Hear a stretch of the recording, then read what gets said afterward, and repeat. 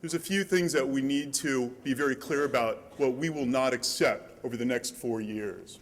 We will not accept this United States unilateralism where it decides to go alone to upset and disturb in its hawkish policies and creating the kind of misguided and illegal wars abroad, such as in Iraq and in the Persian Gulf.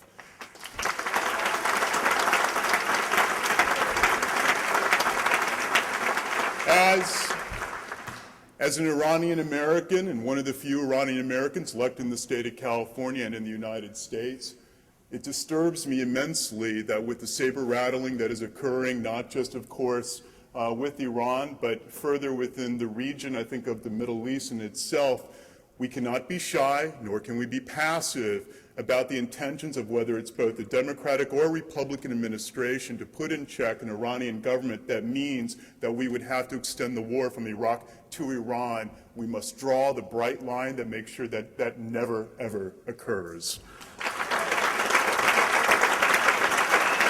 But back here at home, just this morning, I'm meeting with a number of folks within the elected government here and others, and us trying to contemplate our next steps and trying to navigate around the $14 billion deficit that is impacting California. Certainly a distillation of the $436 billion deficit that our nation is facing, the $500 billion deficit that has occurred since the instigation, trade deficit that has occurred since the instigation of the Iraq War.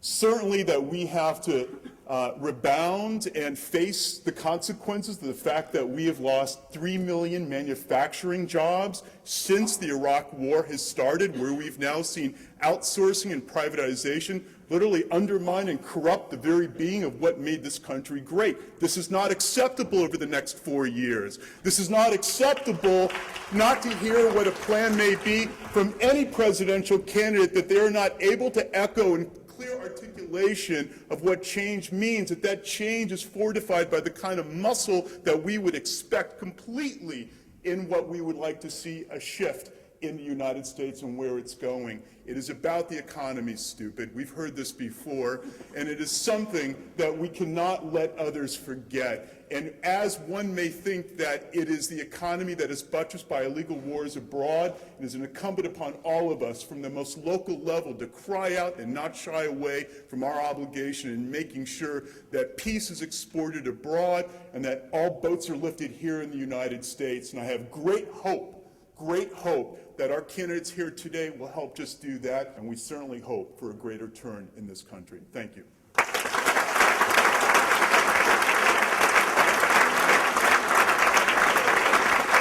Thank you, McLaughlin. By the way, I'm Amy Allison. I'm very happy to be here with you. I live in Oaktown. I was a Green Party candidate, 2006.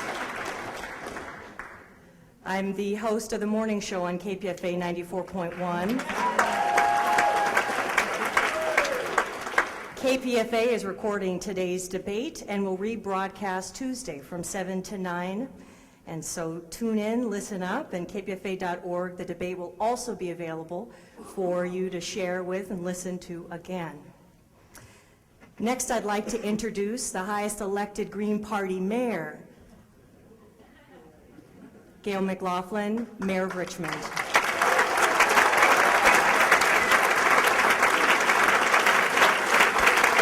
Thank you. Thank you all so very much, and thank you to the organizers of this great debate that we will see here tonight, this afternoon. I send greetings from the people of Richmond across the Bay, and I want to tell you that we are moving forward with a progressive relationship building movement in Richmond. We are tackling daily many, many challenges. We are facing the reality of what is confronting inner city America today. And this ties in to the national playing field, to the national policies. We in Richmond have suffered from structural violence for decades. And this structural violence has played out and has taken the form of poverty, social oppression, racial injustice, lack of opportunity. And this is because those federal policies have not addressed the needs of the people of our inner cities. Instead, we see money sucked out of our cities into a horrific war. Instead, we see corporations being given tax breaks. And this is not being addressed by the two-party system. We need the independent voices.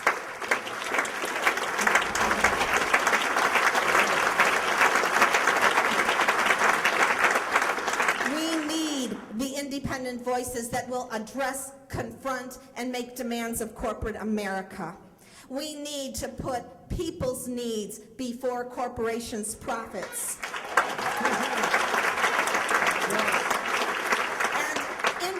We are doing just that. We are confronting corporations. And along that vein, I want to say that we have a ballot measure on the that we're collecting signatures for a signature gathering process to put a ballot measure on the November ballot to tax Chevron, the Chevron refinery, which exists in Richmond,